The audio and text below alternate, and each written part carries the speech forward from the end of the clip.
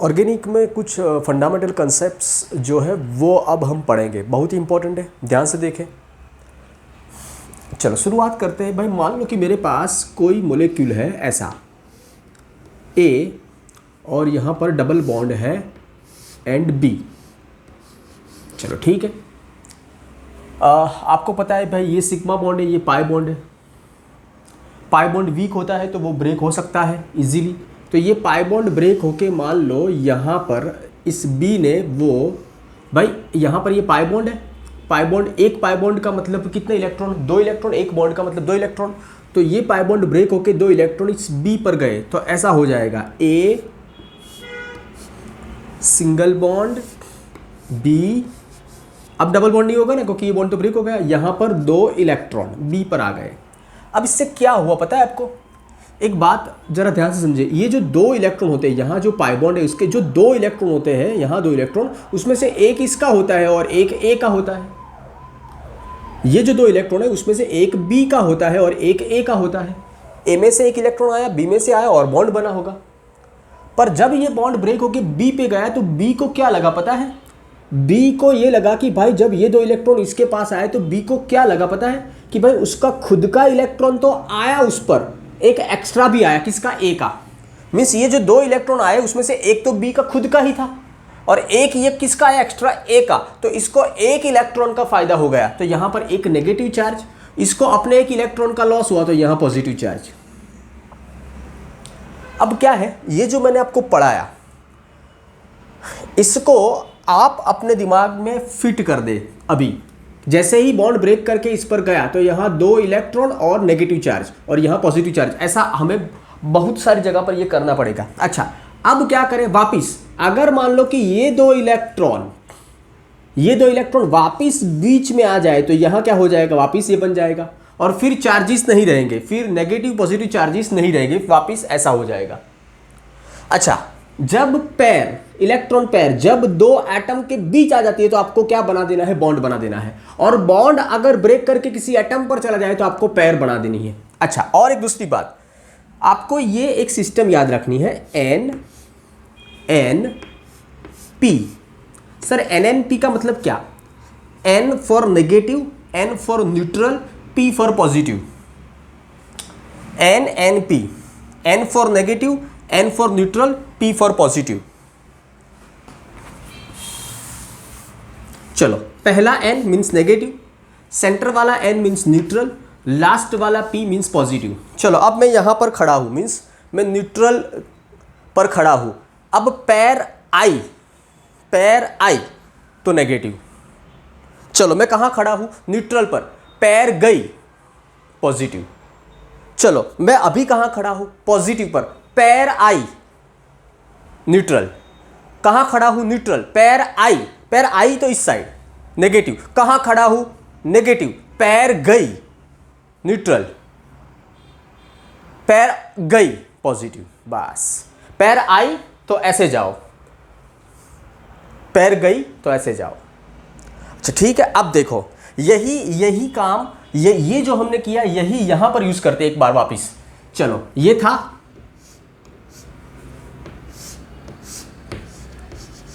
ठीक है, ऐसा था। चलो, इस पर अभी कोई चार्ज नहीं है, मीन्स ये कैसा है?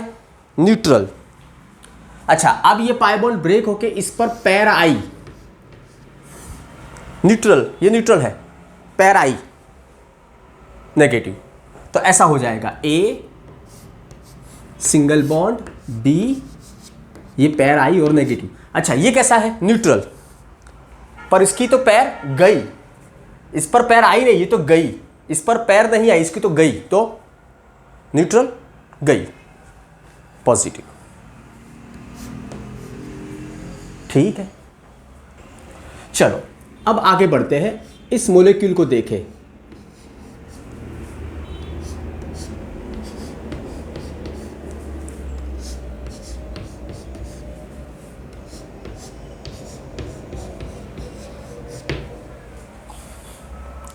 और इस मोलेक्यूल को देखें।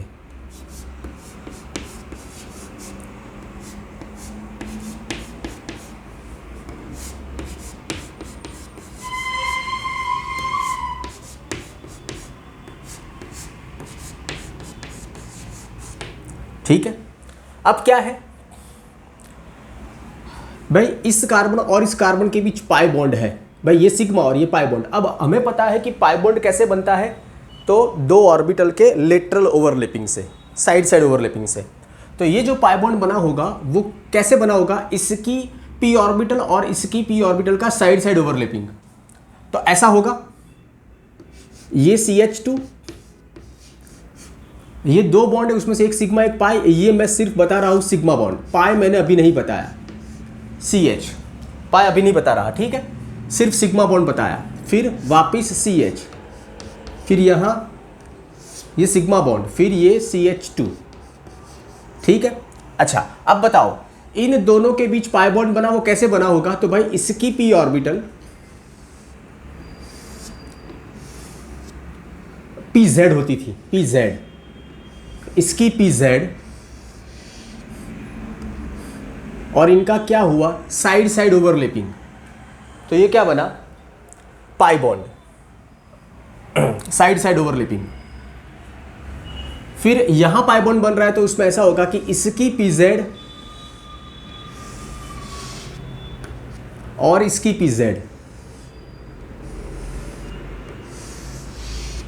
इनका साइड साइड ओवरलैपिंग होगा और ये पाई बॉन्ड बना होगा। सर ये क्या है डॉट, ये 1 इलेक्ट्रॉन है PZ का। अच्छा अब इसमें ऐसा करके देख लेते हैं,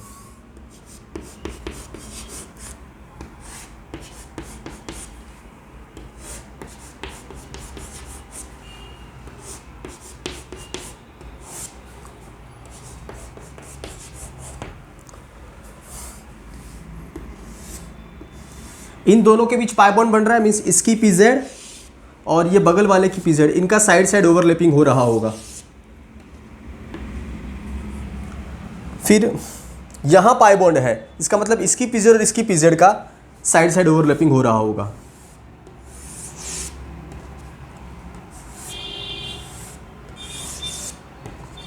ठीक है, अब इसको देखें आप, मैंने आपको ये पढ़ाया कि भाई इसका साइड साइड ओवरलैपिंग हो रहा होगा और इसका साइड साइड ओवरलैपिंग हो रहा होगा। तो ये देखें यहाँ साइड साइड ओवरलैपिंग इसका हो रहा है, तो यहाँ क्या बन रहा है, पाई बॉन्ड। फिर इसका साइड साइड ओवरलैपिंग हो रहा है, तो यहाँ क्या बन रहा है, पाई बॉन्ड। पर उसी दौरान ये दोनों भी बगल बगल में p ऑर्बिटल आई, तो यहाँ पर भी थोड़ा ओवरलैपिंग होने लगता है, तो थोड़ा बहुत पाई बॉन्ड कैरेक्टर यहाँ पर भी आने लगता है। अगर आप ऊपर चेक करोगे तो आपको सिर्फ सिग्मा बॉन्ड दिख रहा है, पर अब आपको पता चला कि यहाँ पर भी थोड़ा पाई बॉन्ड कैरेक्टर आने लगेगा, पहले ये समझ ले, ठीक है। अब इसमें एक बात और मैं आपको कहने वाला हूँ कि ये जो p ऑर्बिटल है, फर्स्ट p ऑर्बिटल, उसके बराबर बगल में सेकंड p ऑर्बिटल, उसके बराबर बगल में थर्ड p ऑर्बिटल और उसके बराबर बगल में fourth p orbital. p orbital, सभी p ऑर्बिटल एक लाइन में पैरेलल आ रही है।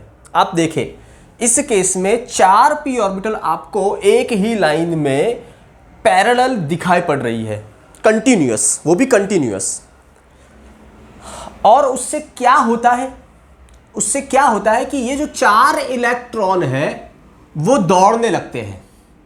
सर वो कैसे दौड़ेंगे, क्या होगा, बस अब वो हम देखेंगे क्या होगा। ध्यान से समझना, ये जो 4 इलेक्ट्रॉन A1 ये इलेक्ट्रॉन इस p ऑर्बिटल का, सेकंड ये, थर्ड ये और फोर्थ, चार इलेक्ट्रॉन यहां दौड़ने लगते हैं, पूरे इस सिस्टम में दौड़ने लगते हैं। उससे क्या होता है जरा देखिए क्या होगा। चलो ये इलेक्ट्रॉन यहां आ गया, दौड़ा तो यहां आ गया, उससे क्या हुआ, ये क्या हो गई एम्प्टी, ये क्या हो गई एम्प्टी, अरे भाई खाली हो जाएगी ना। तो फिर ये इलेक्ट्रॉन उठ के यहां आ गया, तो फिर ये एम्प्टी हो गई, उसको देख के ये इलेक्ट्रॉन यहां आ गया, तो लास्ट में ये एम्प्टी हो गई। अब देखो क्या हुआ, अब जो हुआ उसको देखें पूरी बात वापिस। ये यहां गया तो यहां 2 इलेक्ट्रॉन, इसके कारण ये एम्प्टी हुई तो ये इलेक्ट्रॉन आगे बढ़ गया, फिर ये एम्प्टी हुई तो ये इलेक्ट्रॉन आगे बढ़ गया, फाइनली ये एम्प्टी हो जाएगी। अब उससे क्या जो बनेगा वो देख ले, क्या बना, CH2 सिंगल बॉन्ड CH, फिर CH, फिर सिंगल बॉन्ड, फिर CH2।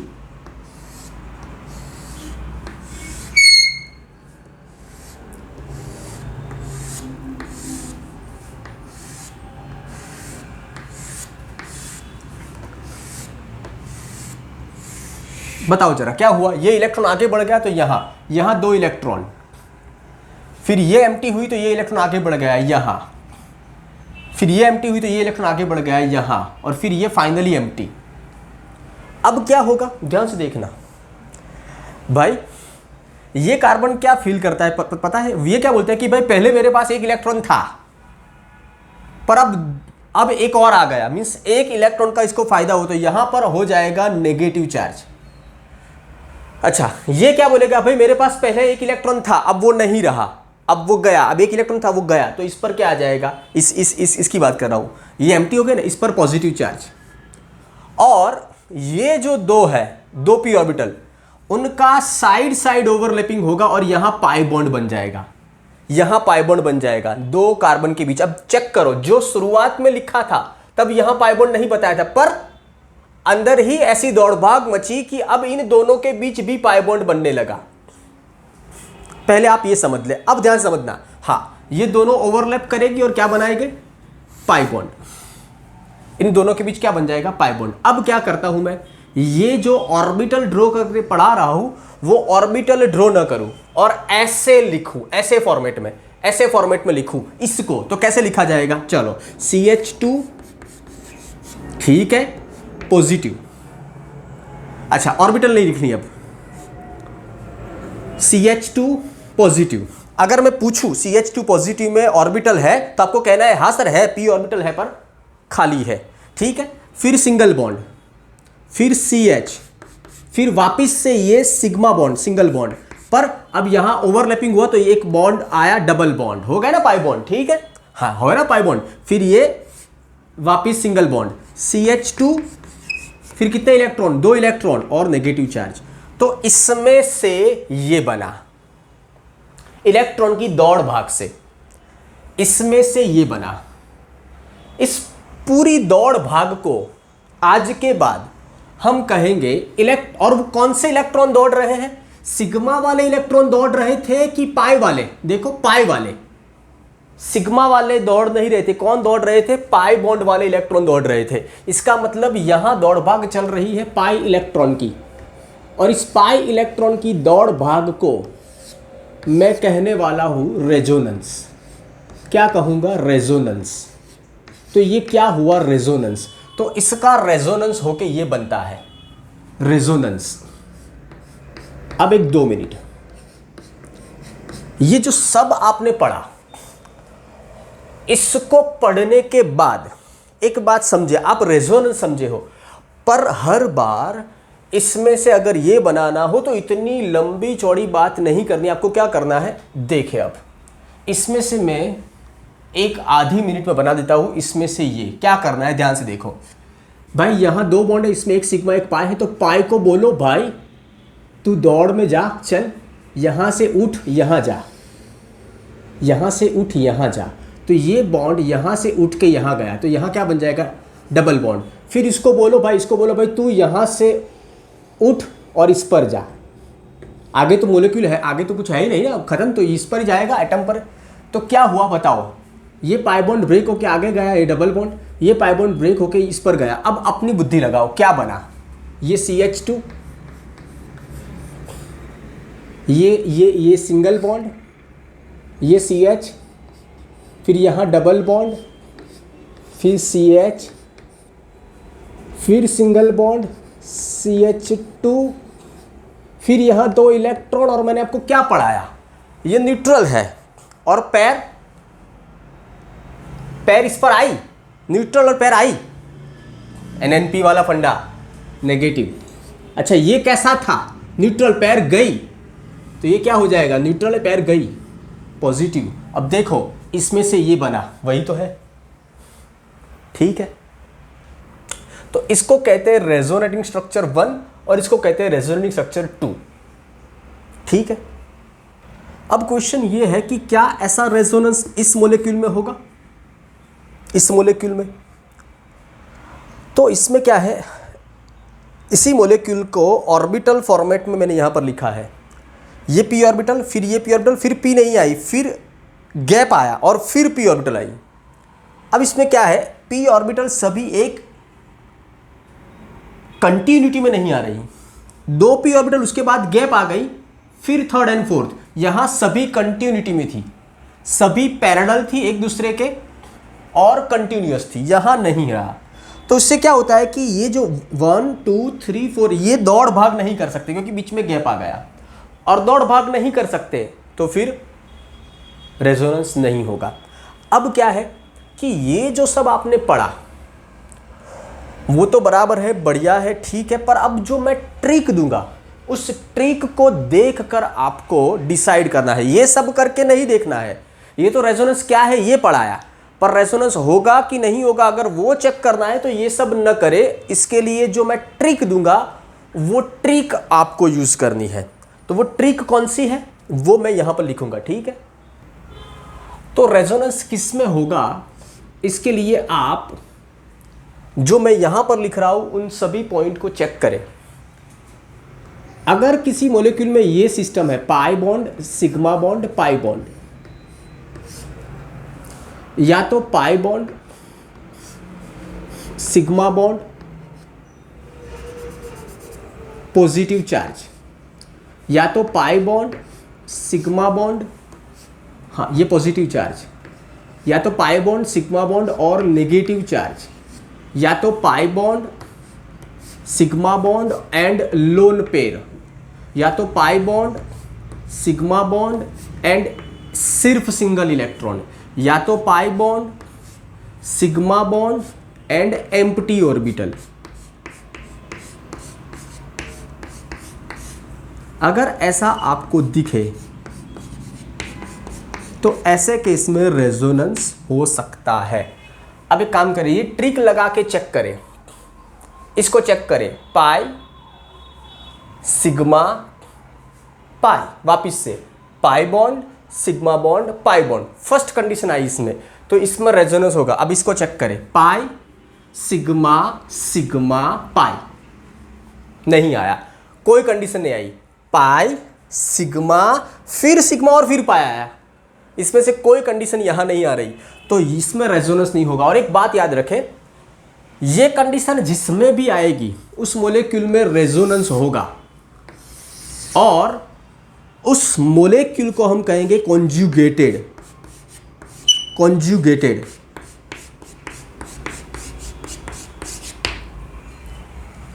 अच्छा, क्या ये कॉन्जुगेटेड है? हाँ, इसमें वो फर्स्ट कंडीशन आ रही है, हाँ हाँ भाई ये कॉन्जुगेटेड है तो इसमें रेजोनेंस होगा। क्या ये कॉन्जुगेटेड है? नहीं, इसमें कोई कंडीशन नहीं आई तो इसमें रेजोनेंस नहीं होगा, ठीक है। चलो इसमें और आगे एग्जांपल देखते हैं रेजोनेंस में।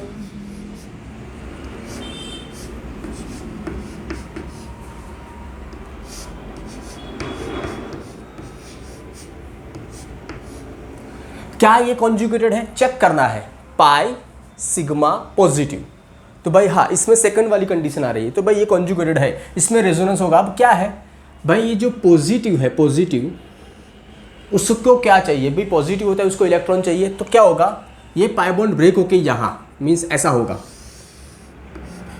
तो ऐसा बनेगा।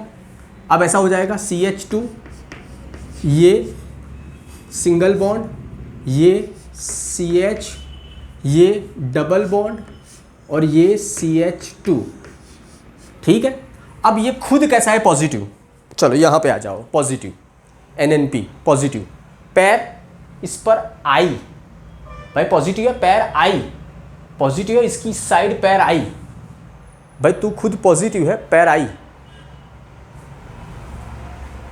N neutral, NNP negative neutral positive, positive है, पैर I न्यूट्रल, तो अब ये हो जाएगा न्यूट्रल।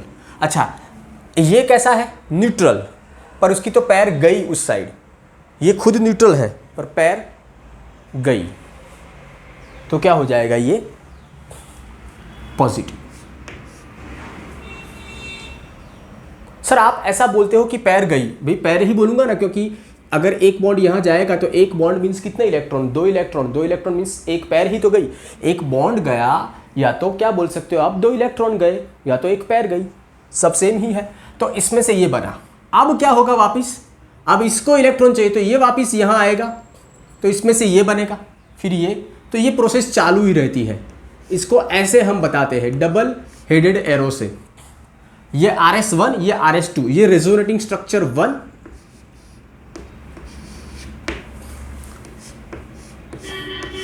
और ये है रेजोनेटिंग स्ट्रक्चर 2, RS2। RS का मतलब रेजोनेटिंग स्ट्रक्चर। चलो एक काम करते हैं, इसमें आप जरा रेजोनेंस करके दिखाएं। चलो ये आपका होमवर्क है। और पहली बात, अगर मैं बोलूं भाई इसमें आप रेजोनेंस करके दिखाए, तो आपको चेक करना है रेजोनेंस हो रहा है कि नहीं हो रहा है। अच्छा चलो, क्या इसमें रेजोनेंस होगा?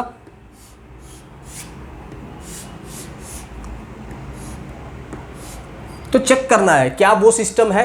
तो क्या है, पाई सिग्मा सिग्मा, इसमें रेजोनेंस नहीं होगा, तो इसमें ये पाई बॉन्ड दौड़ भाग नहीं करेंगे, वहीं पर ही रहेंगे। ठीक है, अब इसको देखें, पाई सिग्मा एंड पेयर, भाई पाई सिग्मा एंड पेयर, या तो आप ऐसा बोल सकते हो pi sigma and negative charge, कोई भी बोलो। ठीक है भाई, ये कॉन्जुगेटेड है और इसमें रेजोनेंस होगा। पर ध्यान से सुने, इसमें क्या गलती आपको नहीं करनी, आप इसमें ये पाई बॉन्ड ब्रेक करके यहां ना रखें। ये पैर क्या बोलेगी पता है, कि भाई मैं खुद नेगेटिव हूं और तुम ऊपर से 2 इलेक्ट्रॉन लेके आ रहे हो, कुछ शर्म है कि नहीं है। ये पैर क्या बोलेगी, ये थोड़ा उल्टा काम करती है, ऐसा नहीं होगा। इसमें रेजोनेंस बेशक होगा, पर आप अगर ये पाई बॉन्ड को ब्रेक करके यहां लगा दोगे तो आप गलत हो जाओगे। क्या करना है पता है, इस पैर को क्या करना है, यहां बीच में ले आना है। ये शुरुआत में मैंने पढ़ाया आपको।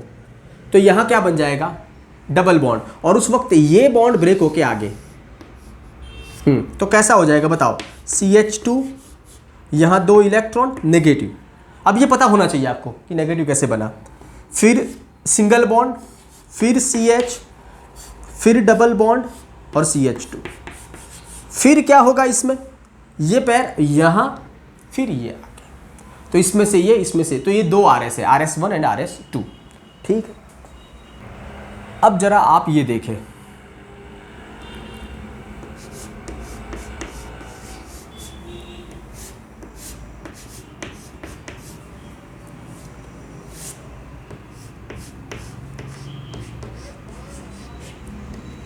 ये नाइट्रोजन की लोन पेयर है, एक लोन पेयर। क्या भाई इसमें रेजोनेंस होगा? तो कहना है पाई सिग्मा पेयर है, बेशक होगा, कॉन्जुगेटेड है। क्या होगा, ये पेयर क्या करेगी, अभी तो पढ़ा ऐसा ही है, यहां, और ये पाई बॉन्ड यहां। तो क्या बन गया बताओ, ये CH2, ये सिंगल बॉन्ड, ये CH, यहाँ डबल बॉन्ड, ये NH2। हाँ, और यहाँ 2 इलेक्ट्रॉन और नेगेटिव चार्ज। हाँ, एक बात है, ये खुद न्यूट्रल है, पर इसकी तो पैर गई पॉजिटिव, ये पॉजिटिव। फिर इसमें आगे क्या हो सकता है, ये पैर यहां वापिस जाएगी, तो ये बन जाएगा, ये RS1, ये RS2। पर अब ये जो सब हमने पढ़ा है, रेजोनेंस पढ़ा है, रेजोनेंस स्ट्रक्चर बनाए, इसके ऊपर से हमें थोड़ा आगे एक चीज की बात करनी है। अब उसको जरा ध्यान से देखें आप, इसको जरा आप ध्यान से देखें। अब मैं ऐसे पढ़ाऊंगा आपको बॉन्ड लाइन स्ट्रक्चर से, अब समझ ले आप। बॉन्ड लाइन से जरा थोड़ा समझ ले, वही है। अगर बॉन्ड लाइन थोड़ा आपको ये डिफिकल्ट लग रहा हो तो एक काम करता हूँ, 1-2 आपको एग्जांपल दे देता हूँ बॉन्ड लाइन का। चलो मान लो भाई ऐसा है, तो क्या करोगे आप बताओ जरा, क्या इसमें रेजोनेंस होगा? कौन सा होगा? पाई सिग्मा पाई रेजोनेंस होगा। क्या होगा, क्या करना है, पाई बॉन्ड को ब्रेक करके यहाँ लगा दो, और फिर इसको ब्रेक करके इस एटम पर लगा दो। अरे भाई ये कार्बन है, कार्बन कार्बन कार्बन कार्बन, इसको ब्रेक करके इस कार्बन पर लगा दो, तो ऐसा बनेगा ये पाई बॉन्ड। और ये 2 इलेक्ट्रॉन यहां पर आ गए, तो यहां 2 इलेक्ट्रॉन और चार्ज कौन सा हो गया, नेगेटिव, और यहां से पाई बॉन्ड यहां पे शिफ्ट हुआ तो इसको लॉस हुआ, तो ये पॉजिटिव। तो ऐसे भी आप लिख सकते हो बॉन्ड लाइन। अब बॉन्ड लाइन ही ज़्यादा पॉपुलर है, जो पहले जो मैंने पढ़ाया वो समझ के लिए था, आप बॉन्ड लाइन में ही हम करेंगे। पर क्या है, अब जरा समझना मेरी बात को, अगर आपको मैं ऐसा कोई मोलिक्यूल दे दूं, चलो मान लो भाई ये हमारा मोलिक्यूल है, ठीक है, ठीक है। अब मैं पूछूं भाई ये कौन सा एटम है, तो कार्बन, और ये कौन सा है, नाइट्रोजन। और ज़्यादा इलेक्ट्रोनेगेटिव कौन होता है, बेशक नाइट्रोजन। तो ये जो सिग्मा बॉन्ड है उसके इलेक्ट्रॉन ये नाइट्रोजन अपनी ओर खींचेगा, क्योंकि इसकी इलेक्ट्रोनेगेटिव ज़्यादा है। तो भाई इस NH2 पार्ट ने सिग्मा बॉन्ड को इलेक्ट्रॉन अपनी ओर खींचे, तो ये कौन से इफेक्ट शो कर रहा है, तो आपको कहना है कि सर ये नेगेटिव आई इफेक्ट शो कर रहा है। पहले तो ये समझ लें। फिर ये इफेक्ट यहाँ जितनी होगी उतनी इतनी स्ट्रॉन्ग यहाँ नहीं होगी, ये डिस्टेंस डिपेंडेंट है, मैंने पढ़ाया है। यहाँ थोड़ी कम और यहाँ एकदम कम, और 1, 2 और 3 एटम के बाद को नेगेटिव इफेक्ट या पॉजिटिव इफेक्ट कोई भी इफेक्ट हो वो 0 हो जाती है। इंडक्टिव इफेक्ट डिस्टेंस डिपेंडेंट है और वो शॉर्ट डिस्टेंस तक ही ऑपरेट करती है, वो सिग्मा बॉन्ड थ्रू ही ऑपरेट करती है, ये मैंने पढ़ा है। तो जरा बताओ इसमें ये जो है वो कौन सी इफेक्ट शो कर रहा है, नेगेटिव है। चलो ठीक है, अब देखिए आप इसको देखें।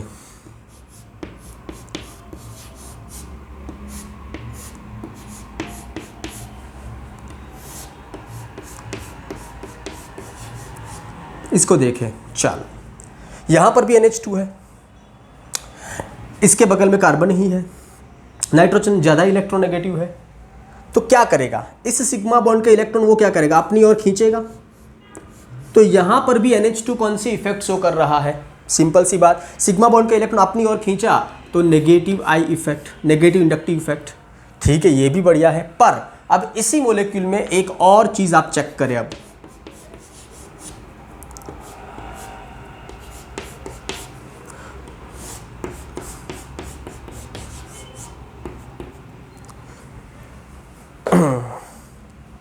क्या है जरा देखिए आप, ये पाई, ये सिग्मा और ये पैर, इसका मतलब कॉन्जुगेटेड है, रेजोनेंस होगा। और क्या होगा, देखिए पाई सिग्मा पैर रेजोनेंस होगा, इसका मतलब ये पैर रेजोनेंस में इन्वॉल्व होती है और क्या हो जाती है, यहाँ से यहाँ चली जाती है। ठीक है, और ये आगे एक बात मैं बोलूँ, इस NH2 ने अपनी पैर रेजोनेंस में इन्वॉल्व कर दी। क्या किया, तो अपनी पैर उसने रेजोनेंस में दे दी, इसने पैर दे दी रेजोनेंस के थ्रू। उस इफेक्ट को हम कहते हैं मेसोमेरिक इफेक्ट। तो ये NH2 कौन सी इफेक्ट शो कर रहा है, मेसोमेरिक इफेक्ट। यहां पे लिख देता हूं, मेसोमेरिक इफेक्ट।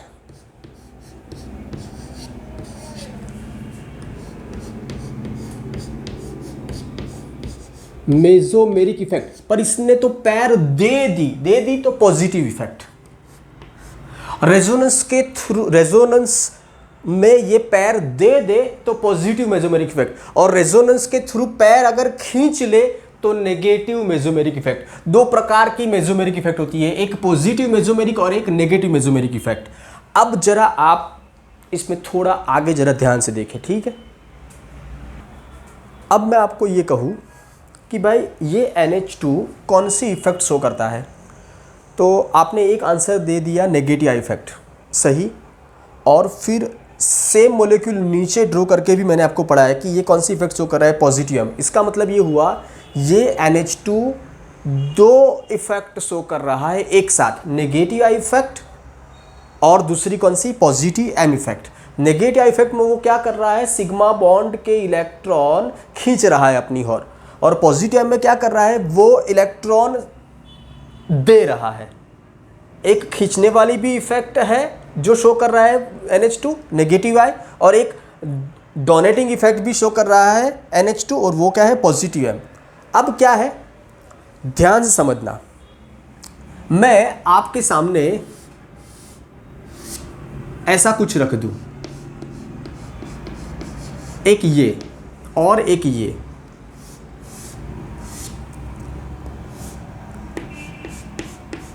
और मैं अब सेम क्वेश्चन पूछूं कि यहाँ NH2 कौन सी इफेक्ट शो कर रहा है, यहाँ कौन सी शो कर रहा है। चलो एक काम करते हैं, यहाँ चेक करते हैं, ये कार्बन, ये नाइट्रोजन, ये ज़्यादा इलेक्ट्रोनेगेटिव, अपने और इलेक्ट्रॉन खींचेगा सिग्मा बॉन्ड के, तो ये कौन सी इफेक्ट शो की, इसने नेगेटिव आई। चलो नेगेटिव आई तो इफेक्ट शो कर दी इसने।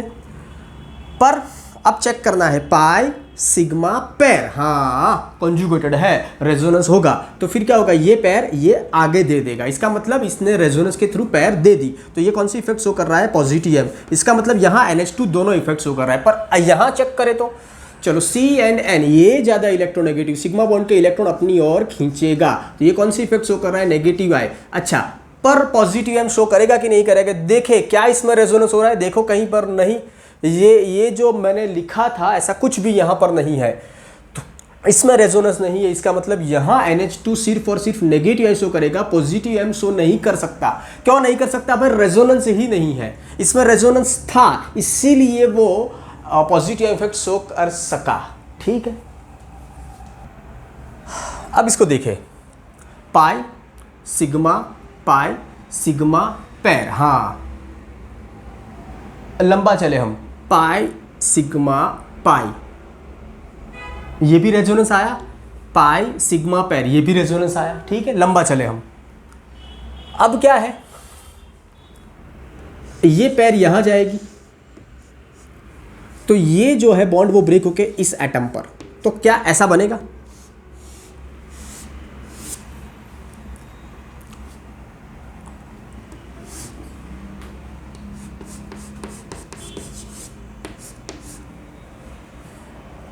यहां दो इलेक्ट्रॉन, क्योंकि ये बॉन्ड ब्रेक होके यहां आया और यहां नेगेटिव चार्ज, और ये फिर प्रोसेस यहां खत्म नहीं है, ये और आगे बढ़ेगा, यहां ये पेयर अब यहां जाएगी तो क्या बनाएगी, पाई बॉन्ड, और ये बॉन्ड ब्रेक होके इस पर, तो ये हो गया ऐसा।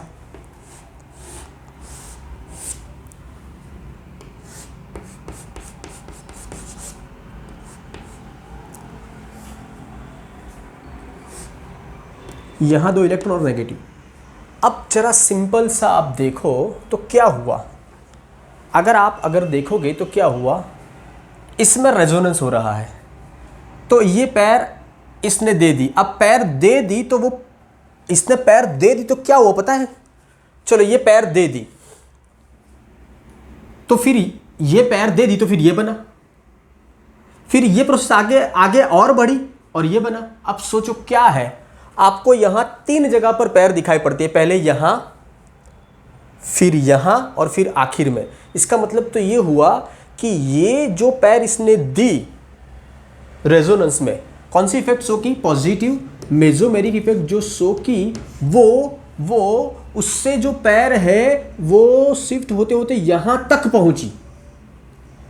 पहुंची आखिर तक। इसमें ऐसा नहीं है कि कुछ डिस्टेंस तक इफेक्ट आई फिर नहीं, इंडक्टिव इफेक्ट शॉर्ट डिस्टेंस थी, ये डिस्टेंस डिपेंडेंट ही नहीं है। अगर मान लो इसमें अगर आगे ऐसा होता तो ये पैर यहां तक आती, शिफ्ट होते होते यहां तक आती। इसका मतलब इसमें मेसोमेरिक इफेक्ट में ये होता है जहां तक रेजोनेंस चलता है वहां तक वो इफेक्ट चलती है, डिस्टेंस के साथ इसको कोई रिलेशन नहीं है। और दूसरी बात, यहां सिग्मा बॉन्ड काम नहीं करते, यहां काम करते हैं ये पाई, यहां सिग्मा बॉन्ड के इलेक्ट्रॉन काम नहीं करते, यहां जो इलेक्ट्रॉन काम करते वो है पाई इलेक्ट्रॉन। तो ये जो इफेक्ट है वो ऑपरेट होती है पाई इलेक्ट्रॉन के थ्रू। ये डिफरेंस है इंडक्टिव एंड मेसोमेरिक के बीच। ठीक है, अच्छा आप इसको देखिए, अब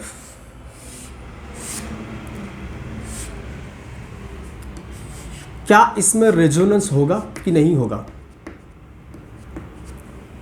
तो पाई सिग्मा और पैर, हाँ रेजोनेंस होगा। अब क्या होगा, तो ये अपनी पैर यहां दे देगा, पर तकलीफ क्या है, स्टूडेंट के दिमाग में ये चलता है कि सर ऑक्सीजन पर 2 पैर है, तो रेजोनेंस में दोनों पैर इन्वॉल्व होगी कि एक ही। ध्यान से समझना, एक से अगर ज्यादा लोन पेयर हो तो रेजोनेंस में सिर्फ एक ही इन्वॉल्व करनी है, दूसरी को इन्वॉल्व नहीं करनी। इसका मतलब इन 2 पैर में से ये इन्वॉल्व होगी रेजोनेंस में, ये नहीं होगी। और ध्यान से समझ ले, जो पैर रेजोनेंस में इन्वॉल्व होती है उसको हम कहते हैं डीलोकलाइज्ड पैर। डीलोकलाइज्ड मीन्स उसका लोकेशन हिल गया, डीलोकलाइज्ड, लोकलाइज्ड नहीं, एक जगह पर चिपकी नहीं रही, वो आगे गई, तो इसको कहते हैं डीलोकलाइज्ड पैर।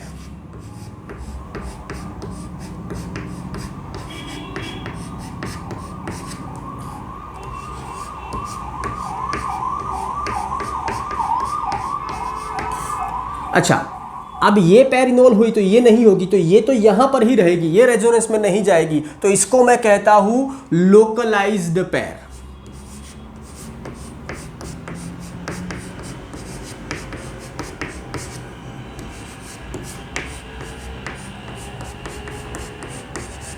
चलो एक दूसरी बात हमने समझ लिया आज, डीलोकलाइज्ड एंड लोकलाइज्ड पैर। अब क्या है इसको देखिए आप,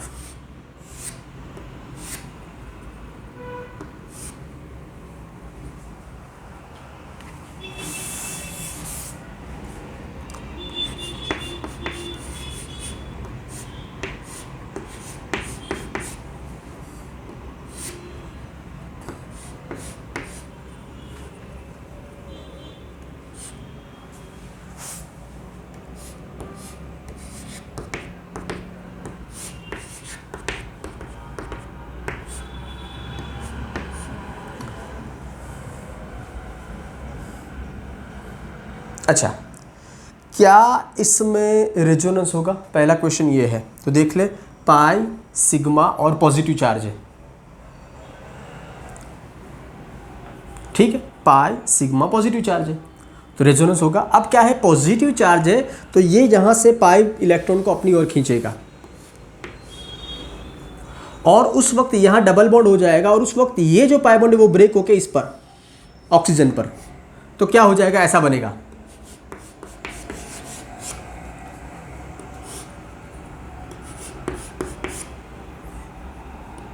यहाँ डबल बॉन्ड, यहाँ सिंगल बॉन्ड, यहाँ डबल बॉन्ड, यहाँ N, यहाँ सिंगल बॉन्ड O, यहाँ सिंगल बॉन्ड O।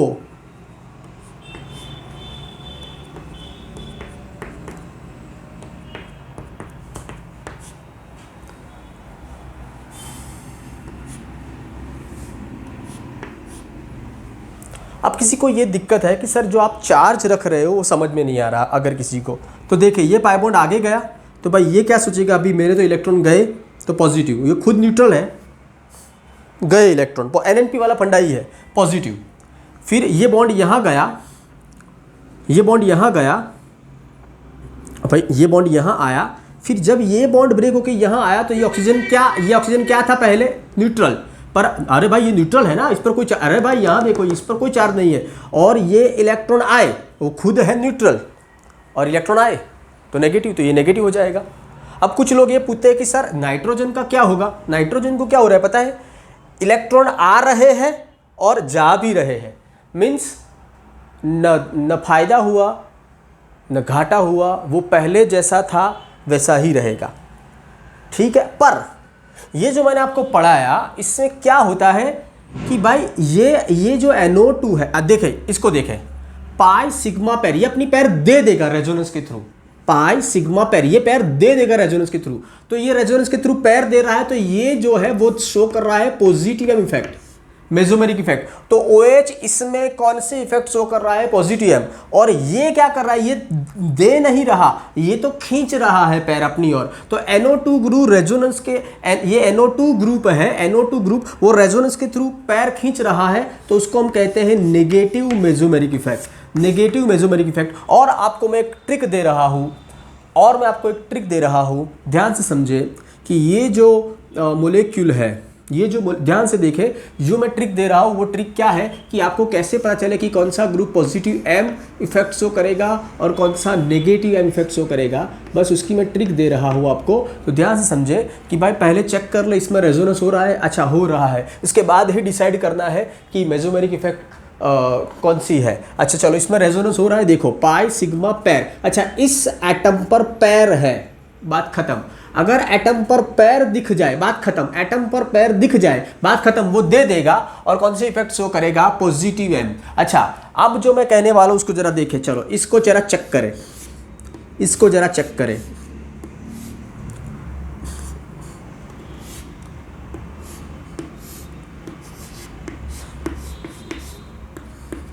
चलो ये क्या है, pi sigma pi sigma pi sigma पैर, हाँ तो ये पैर इन्वॉल्व होगी रेजोनेंस में, ये पैर दे देगा, पैर दे देगा रेजोनेंस में, पैर दे दी रेजोनेंस में, तो कौन सी इफेक्ट, पॉजिटिव इफेक्ट। पर अब जो मैं कहने वाला हूं उसको जरा ध्यान समझे, आपको क्या करना है, पहले चेक करना है कि रेजोनेंस हो रहा है, पहले ये चेक करे, बाद में positive M negative M decide करना है। अब क्या करे कि भाई इस एटम को पूछे कि भाई तेरे पैर है, तो बेशक तुझे देनी ही है वो पैर, और तू पैर दे देगा तो वो कौन सी इफेक्ट होगी? Positive M. Positive M effect के लिए क्या होना चाहिए?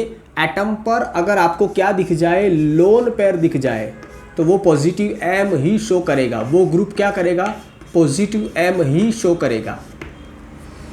अच्छा, पर मान लो कि एटम पर आपको पैर न दिखे, यहाँ पर आ जाए, यहाँ पर एटम पर, इस एटम पर कहीं पर पैर दिख रही है? नहीं दिख रही है। एटम पर अगर पॉजिटिव चार्ज दिख जाए या एटम के बगल में आपको डबल बॉन्ड या ट्रिपल बॉन्ड दिख जाए, क्या दिख जाए? एटम पर आपको क्या दिख जाए? पॉजिटिव चार्ज, या तो एटम के बगल में बराबर क्या दिख जाए? डबल बॉन्ड या ट्रिपल बॉन्ड, ऐसा दिख जाए, मल्टीपल बॉन्ड जिसको कहते हैं, तो वो नेगेटिव इफेक्ट शो करेगा। क्या? एटम पर क्या दिख जाए? पॉजिटिव चार्ज, या तो क्या दिख जाए? मल्टीपल बॉन्ड, डबल बॉन्ड, या तो क्या दिख जाए? ट्रिपल बॉन्ड, तो वो कौन सी इफेक्ट शो करेगा? खींचेगा इलेक्ट्रॉन, और वो कौन सी इफेक्ट शो करेगा? Negative M. ठीक है।